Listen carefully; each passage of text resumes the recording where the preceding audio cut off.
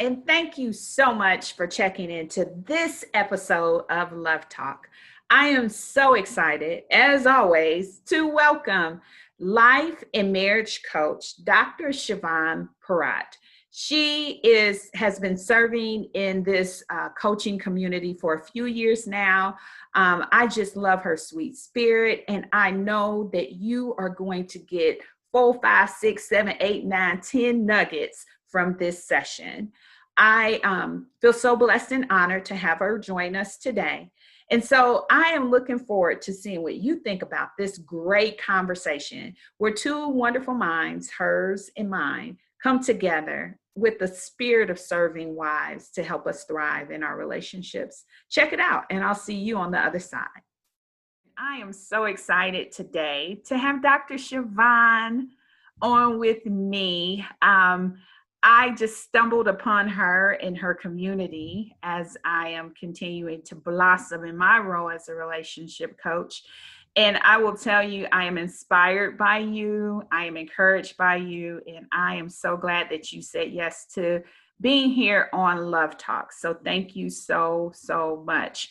Now, I don't want to steal the thunder of introducing you, so I will let you introduce yourself so that everyone can get to know more about what's behind that beautiful smile. Oh, thank you, Denise. It is my pleasure to be here. Hello, everyone tuning in. I am Dr. Chavonne Perotte. I am a life and marriage coach. And what I do, this is really fascinating, is I help women and couples, but mostly women, love their marriage again. And the way that I do that is not by helping you communicate your needs more effectively so your husband can understand, but really the focus of my work is you, what's going on inside of you, and really helping you transform yourself from the inside out as a way of improving the relationship. So I believe the quickest way to make any shift in your life starts with you. It starts with your thinking, what's going on in your head. And I just provide a lot of tools and coaching around mindset as it relates to marriage, how to create that change within you so that you are thinking differently, feeling differently, and ultimately responding differently to whatever is happening in your marriage. That is so awesome. And that's probably why I was drawn to you like glue, because I too believe that we have to grow personally. And I think the sooner that we recognize the need for that, the sooner we can come out of the spiral. And oftentimes we are trying to point the finger outwardly. And to your point, it's that personal growth that makes a tremendous difference in relationship. And so your message rings so clear and true to me, which is probably why I am so attached to your community. So tell me a little bit of, about your love story and your family, so that we can get to know a little bit about you as a person. Yeah, absolutely. This is a fun story to tell. I'm based in New Jersey. I live in New Jersey, and I moved here um, hoping to rekindle a relationship with someone. That once I got here, it was very quick to note that it was not going to work out. And meanwhile, my best friend had introduced me to a guy here who, was a New Jersey native. And so as I'm transitioning, we became friends, and he and I started dating. And I have this crazy story where it was literally our third date, and we ordered Chinese food, and I got this fortune cookie that said the love of your life is right in front of your eyes. No way. I was like, Lord, okay, I see it, right? Because in my mind, the other guy, I'd given him that title, which he definitely didn't deserve. And so that was really my wake-up call to sort of look at how God had given me everything that I had been wanting in a partner at the time. And so he and I started dating, and we dated for 5 years. We got married. It was literally like I don't want to say it was perfect because no relationship is perfect, but I remember walking down the aisle having zero hesitations, right? So in my work with a lot of women, some of them are like, hey, the relationship was already rocky from the beginning. We didn't have a great start. None of that was our story at all. We never broke up, navigated conflict really well. We worked really hard to build a friendship. We were adults, right? By the time we met each other, both of us were established in our careers. And so some of that learning that people do earlier, like in their 20s, we met each other in our 30s. And so we were very intentional about our relationship and put in a lot of healthy practices. Fast forward, we decided to start a family. And at that time, I was looking to transition out of the work that I was doing, which was with a nonprofit actually doing relationship-based curriculum and training. So this has sort of been in my blood for a long time. And he and I start doing, couples events. And then I'm like, I think I want to make this a thing. I think I want to make this what I do now. And me and my ambition took the train and ran with it. And I can say that now, right? I teach self-reflection, I teach taking responsibility, and my desire to move my business forward, to move my own personal agenda forward, created a bit of a disconnect with him where I was sort of like, this business became my new baby in addition to having a real new baby.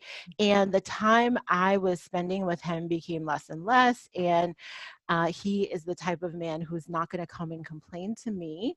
He's just going to like fill his time with other things. So he began to sort of operate in his lane. I was continuing to operate in my lane. And, it was really a moment where I had to realize I'm here serving people in marriage, yet I'm not nurturing my own marriage the way that I should. And so I like to say that I became my own best and worst client. And I had to do everything I teach people to do. And it has made me, I think, a powerhouse in this work because I know exactly what it feels like to sort of have that disconnection. I know exactly what it feels like to resent your spouse. I know exactly what it feels like to feel rejected and to feel like you're doing all the work of dragging the marriage along and they're not interested. And so that is a little bit about sort of my interaction with this work. It started off where I was like, I have something to offer people in this space. And then I became the person needing so much from this space. I hired my own marriage coach because I knew that it was my thinking and my, way of responding that was leading to how he was responding. Not to say that his response was perfect, but I knew that I was sort of the driving force of how he was responding to me. And I always tell people it's the worst news and the best news to be able to take full responsibility, because when you see your part and you realize the influence you actually have to bring out the best in your husband, and you do that, like it's just the best thing ever. And I'm glad to say that that is more what life looks like for us now, where I am just consciously so intentional about my own mindset, my own thinking, how I approach things with him, that I am seeing that man of my dreams that I met 15 years ago. So the fortune cookie was right. And, it was I think what's incredible about what you shared, which is true for everyone who is in transformative work, which is what this space is all about, is the connection with that. I've been through it. I know how you feel, speaking from a true place of empathy, a place of compassion. And I think that that is the difference between coaches and those who come alongside people who find themselves in desperate situations or traumatic situations, is being able to make that connection with them based on your own experiences. And I love what you said, is that I was my best client and my worst client. And I think all of our experiences are what makes us thrive in this role of helping other people overcome the struggles and disappointments and difficulties that are just innate with relationships. The other thing I love that you said is that you recognize the distance. And I think sometimes it's easy to let that slip in, right? Because we get busy doing, we have goals and objectives that we're working towards, just like you had a passion that released within you and you were like, I'm on it, right? And that distance crept in, and thankfully you noticed it. A lot of people don't. And thankfully your husband was committed to you in the journey that you were on. But how do you help people come back from that? Like, how do you coach them through that distance that sometimes evolves in relationships? Yeah, I think the biggest part that happens in that space with couples is that both of them are hurting, and it's almost like their hurts are rubbing up against each other. So whenever someone is feeling neglected or they're not made a priority, their knee-jerk reaction is to withdraw, right? Like they may make some comments or some suggestions or just offer like, hey, why don't we do this together? Or they may offer it as a complaint where like, you never do this, right? And so they're acting out of that feeling of rejection, which causes them to withdraw. So that in the space where they withdraw, right, the same thing is happening with their husband, right, if it's the woman. And so part of it is just recognizing that pattern and recognizing that cycle and doing something to interrupt it. So, even for myself, I will say that I teach this concept with my clients of like a heavy bag. Like everyone has like an issue that, surfaced for them in childhood or something along those lines where it's just the thing and the way that they are oriented to life, to see things. And so rejection is one of those for me. And ultimately, what that looks like is that, if my husband isn't as responsive, I'm automatically thinking he's rejecting me. And so when I can see that my response is not actually so much based on what he's doing, but just my extra baggage in that area, then it makes it a little bit easier. It makes it sort of tones down some of the hurt that you feel. And so then you can sort of override that hump of your natural inclination to withdraw and then to reach out. And I think the way that I teach that and the way that it's helpful for people to think about is you have to want what you want more than what you don't want. And so even in that moment where you're feeling rejected or the distance is setting in, as long as you keep in mind, like, I'm upset and I'm hurt because I want connection. And if you keep your mind on that of like, connection is what I want. I'm feeling hurt, but I'm still going to connect because that's what I want more. That takes us being courageous, right? To Yeah. not lick our wounds and not waddle. But you're absolutely right, because we have a tendency to respond some type of way. Some people lash out, some Mm-hmm. people retreat, some Mm-hmm. people withdraw, and some Mm-hmm. people get a little devious and start trying to, disrupt things on the down low so that it Yeah. doesn't look like Yeah. it's Yeah. Yeah. them. And so those tendencies have to fall behind what you said, which is, what do I want more? Right. Mm-hmm. And I think that is why that personal growth is important, because I love to say, I've got baggage. I came in to my relationship with baggage. My growing up experience kind of formulate me into who I am. But I had to work through my stuff so Mm-hmm. that I could bring my best self to the relationship, and I could be courageous enough to say, I want that more. I want that reconciliation more. I want to feel the closeness more, so that I'm willing to take that step or that lead, even in some cases, to overcome it. That's incredible. So you and I connected, and I want to make sure that we hit these 3 points, because when you sent them, I'm like, check, check, check, right? Because they resonate so well. especially in situations like where we're talking about the difficulties, the frustrations. How do we bring ourselves back from that? And how do we begin working through those situations? And so Mhm. I want to give you a chance to talk about point number one. You called it out. You said we have to see the big picture. Unpack Yeah. that for us. Yes, yes. So most people are in two camps in their marriage, right? Either they're thinking about their marriage is wrong or it's not the right marriage for them. And the first step in really doing any work, whether that's the transformational work within you to save a marriage or just the transformational work with you to create a better life for yourself, is looking at the big picture. It is so easy when things are falling off track and when it feels like your marriage is failing to focus only on the problems. And so for many women that I coach, the unhappiness and the misery they're feeling in the marriage is really a function of only focusing on what's going wrong. They've lost sight of the fact that they have a husband who is, working and providing for the family and is faithful. Maybe he's not giving you all the time that you want, or maybe he's not helping out with the children as much as you want. But when you're only focusing on all the things that are going wrong, you lose sight of what is actually still great about the marriage. So looking at the big picture there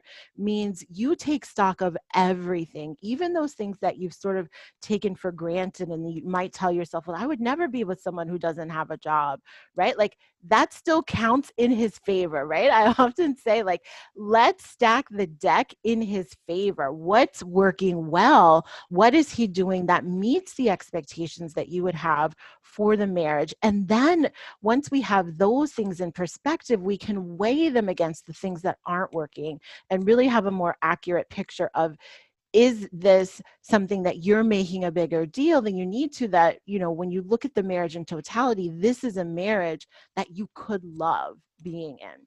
On Yeah. the other side, right, looking at the big picture for some other people means really having an honest look at, is this something you want to be a part of?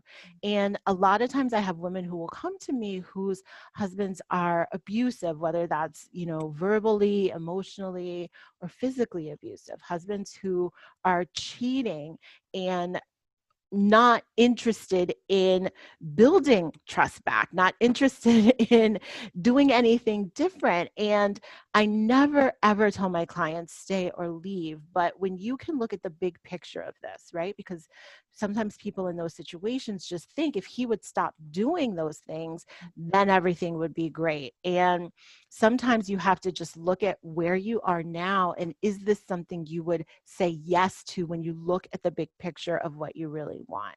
So that's what that step is really about, is sort of taking a step back and seeing what's in front of you. It's like, put all the cards out, look at each and every one of them, and then arrive at a clean and clear decision about what you want to do. Absolutely. Check, check, check, check. I immediately, as soon as you started talking, I was like, I gotta go find this saying, because the first half of what you said strongly aligns to this. Never let the things you want make you forget the things you have. And when you said take that step back and begin to look at that big picture, because when you get into that mode of pity party, you can let that misery roll and you begin to neglect the true understanding of just how blessed you are, Yeah. And so that is incredible. And then the second part is exactly what I say too. What do you want? And that is a huge question that should not be answered swiftly, Mhm. because you have to factor in a lot. And I think when you really take that view of the big picture, you can absolutely understand better, more accurately, what you want out of this. And sometimes the answer is to fight for it. And sometimes it is to let it go and let me grow in a different way. And there's no right or wrong answer. It just goes back to what do you want and giving yourself time to process that. Excellent. All right. Step number two, productive thinking. Unpack that. Yes, yes. So this is where I get so excited. Productive thinking is really just asking yourself this question: is what I'm thinking helping me or hurting me? Mhm. That's the bottom line. And this applies across situations, right? So again, don't forget the things you have, you want for the things that you have is, am I thinking about this in a way that's helping me move towards what I want? Right? Whether that's thinking about your husband, are you looking for things to appreciate about him? Are you looking for the reasons why he's the right person for you if you've decided you want to stay in the marriage? On the other hand, right, for those who may know that maybe this isn't the marriage for them, are you harping on all the things that went wrong and making it mean something horrible about you, right? So in the case of like infidelity, are you harping on the fact that he betrayed you, that he, spent all this time with someone else? And yes, that may be true, right? I never sort of coach people to try to believe things that aren't true, but you have to ask yourself, is it actually helping me to think about this, the amount of time I'm spending thinking about it? Right? Is there something more productive for me to be thinking about, right? Are you thinking about how to build yourself up? Are you thinking about your own value and your own worth? What I find is the biggest mistake that people make, no matter what the state of their marriage, whether they're staying or potentially leaving, but when they're unhappy, part of the reason that they're unhappy is they're spending way too much time thinking about what their husband's thinking, what he's doing, what he's saying, right? Instead of thinking about themselves. How are you responding? How are you thinking? How are you feeling? What are you doing? Mhm. Absolutely. It's interesting because as I've worked with a few people myself, right? One of the things they typically start out doing is really hard and fast pointing that finger. And you have to say, you know what? You got to pull yourself back from that. You can't get consumed. The one thing you control in this is you. And you will be surprised that when you get yourself together and you work on growing personally, you can actually trigger a change in him and how he responds and reacts to the elements of your relationship. When we are so focused on blaming and focused on not really making sure that the decisions are wholesome, but they are filled with ridicule and being critical, then we lose the opportunity to go high, as Michelle Obama says, Mhm. right? And to really foster and bring out the better and what's really necessary and vital for the relationship. So I love that. I love that thought process. And it sounds like that's a core integral like facet of what you help people process through is that mindset and what they're really thinking of. The next one is intentional living. And my goodness, this is so true when it comes to relationships. Do you want to be right or do you want to be reconciled? And that takes intentionality. So unpack that up for us. Yeah, yeah. So the intentional living, here is what happens when your husband is not doing the things he should be doing, right? You spin focused on that, but also you are waiting around for that change to experience the things you want to experience in the marriage or in your life. So there's this concept I developed, it's called underliving, where you literally live beneath the life that you want to have. And it is something that happens so often. And when I'm talking with women, I ask them, I'm like, if your marriage was what you wanted it to be, like if this was just no longer an issue for you, what would you be doing? Oh, I'd be, going back to get another degree. I'd be advancing in my career. I'd be exercising more and taking better care of my body. I would be traveling. I'd be going out and doing the things that bring me joy. And people put their life on hold because they think they can't do any of those things either until the marriage is perfect or until their husband starts paying attention to them or until they figure out what they want to do in the marriage. And I say nonsense, right? Like, this is your life. Yes, you are united with another person, but that still doesn't mean that you have to sit down on your life.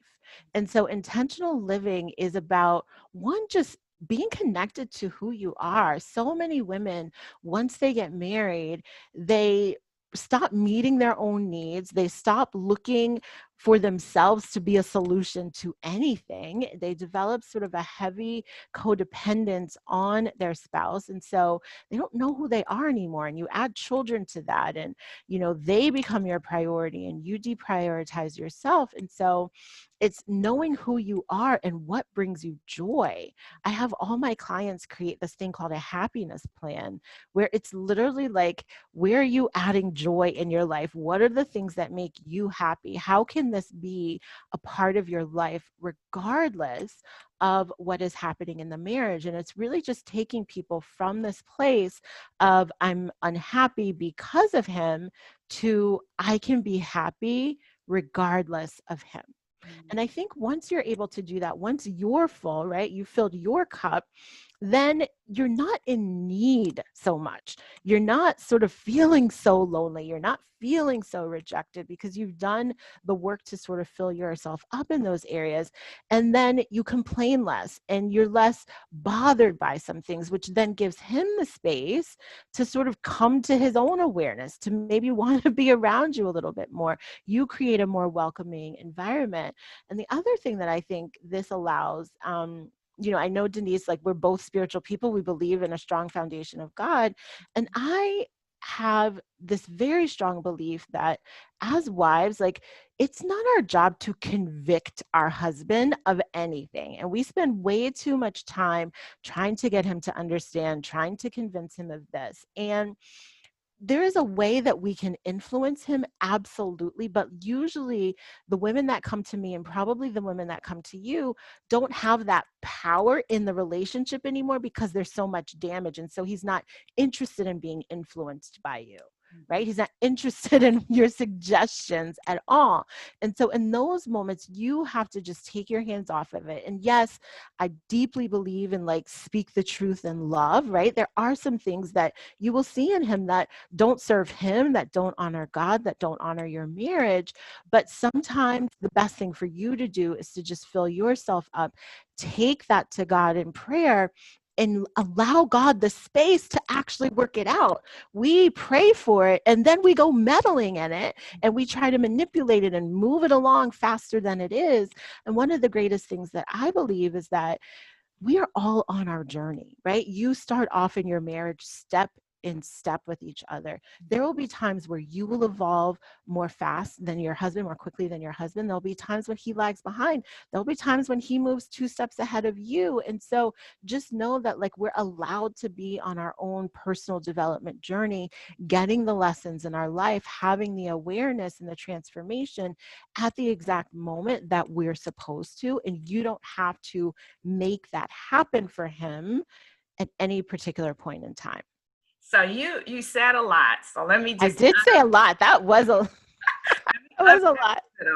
So I think one of the things, which is so vitally true that you said, that people probably struggle with, is when you said, I don't have to give up who I am and not pursue what I desire regardless of him, right? And while it sounds disregarding, like you're not, that is not what you are advocating at all, because in many instances, many women lower themselves. They let go of who they are, especially in cases where your shine is real bright and it might cast a shadow on your man. So, in many cases, we downplay who we are and we start to give up on our dreams. And me holding on to that is not, it's not a deterrent to our relationship. It's not anything that tears down our relationship. It does just the opposite.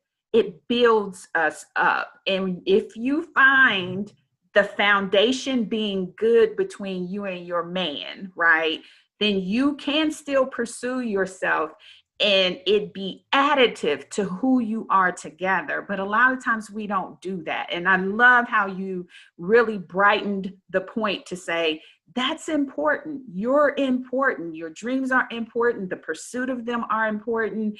And even when life weighs in, that's not the thing you deprioritize. And that's what a lot of us do. We push that to the bottom of the list, right? We push our self-care to the bottom of the list. We push everything about us to the bottom of the list.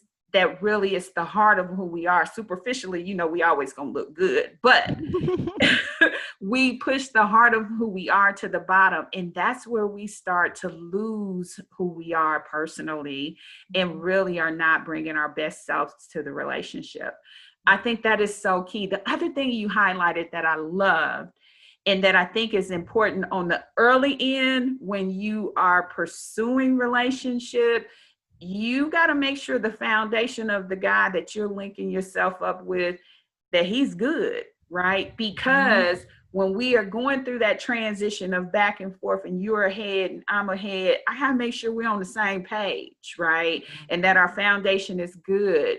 And who you are at the heart of who you are is authentic and loves me, is not threatened by that you really are excited about the progress that I'm making on behalf of us and that we can move forward. And I love the fact that that intentional element is not just about how I treat my relationship, but also how I value my own life. I love that. Mm-hmm.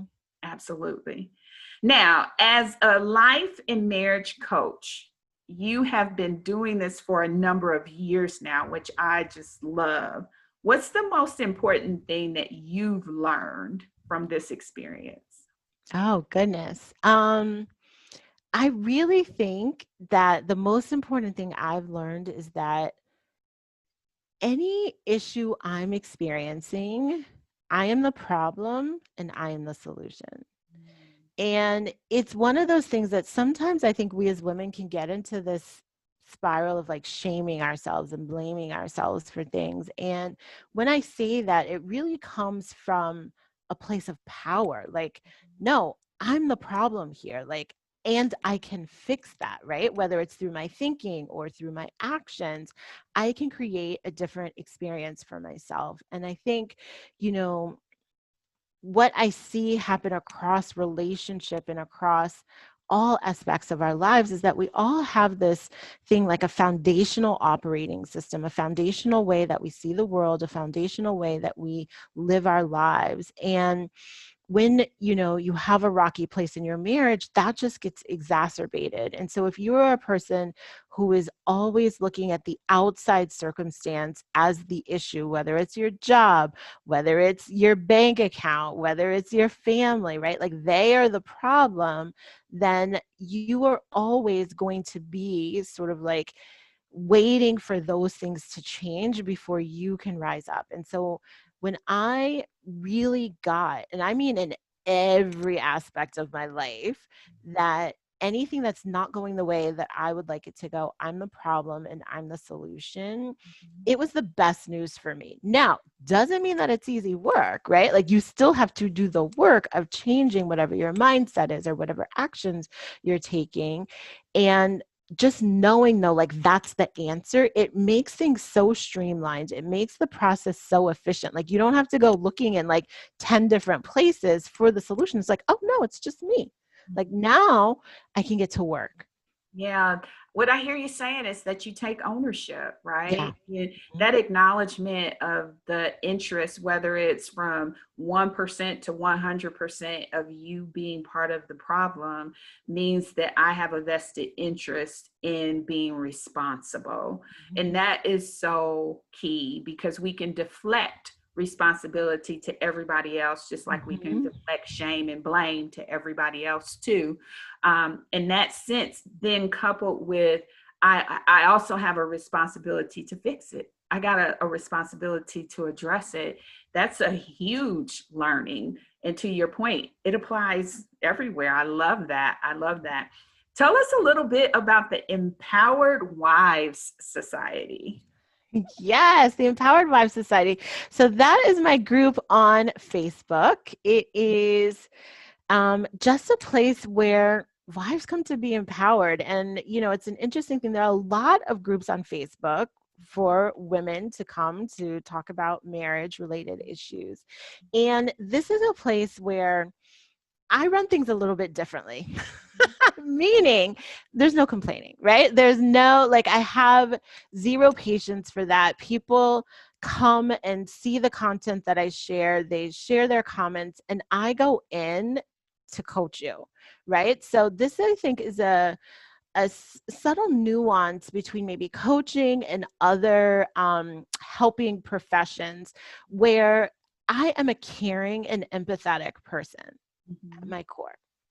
And sometimes the most caring and empathetic thing I can do for you is to call you on the things that are not helping you, that you can't see. And so I believe in tough love. And so there are times when people will post things, and the natural tendency of, some of the group members is like, oh, me too. I had that experience too. And I'm like, no, here we don't do that, right? Like, we're going to encourage and we're going to uplift, and we're going to create solutions. And so that is something I take very seriously. It is a group that I feel responsible for. So if you're going to come into my environment, I am responsible for you walking away transformed. And so all of my posts, all of the things that I share are really in service of that, which I think makes it a little bit different than some of the other groups people might find on Facebook. And I know you have a similar philosophy with your group as well. Absolutely, absolutely. So, how do you stay motivated? When you get a view from the seat that we sit in, and you get to hear some of the traumatic experiences that women are dealing with, at least women in my case, because I work with wives, and I know you may have a broader base. How do you stay motivated and not become laden with the burden of everyone that you are developing, that care and concern that's innate to you? How do you Mhm. focus? Yeah, there's probably multiple ways to answer this question. I think on the one hand, it's having a strong and compelling why. So that's work that I did a lot. I started my business when I was on maternity leave, and I have two small children. And especially during this time in life, like, it's very easy to just put the business down and to be full time, homeschool mom and all of that stuff. And I'm really compelled by, there is greatness on the inside of me, and it's my obligation to share that with the world. And so whenever I get tired or whenever I get weary, I just remember that. I'm like, I have one life, and I want to leave empty, like sharing everything that God gave me to share with the world. When it comes to actually doing the work, like being in the trenches with people, when they're telling me their traumatic stories, when they're telling me, you know, just about all the emotions that they are experiencing, one, my heart connects with them as a human being. But then I'm also really, like, keenly aware of how so much of the suffering that we experience sometimes is just a function of how we're thinking. And so I have to, like, interrupt that. And that is just one of those things that, like, I feel so proud to be able to do. And so that's really what keeps me going. It's like, no, that's not it at all. Let's look at it differently. Let's look at it from a different seat at the table that's going to help you to feel better and create a different result in your life. Awesome. Yeah, you led with that when you talked about being a disruptor, right? And being able to help people reconcile themselves out of that spiral. And it sounds like you do that for yourself just as much as Yes. you encourage them to do that as well. That's awesome.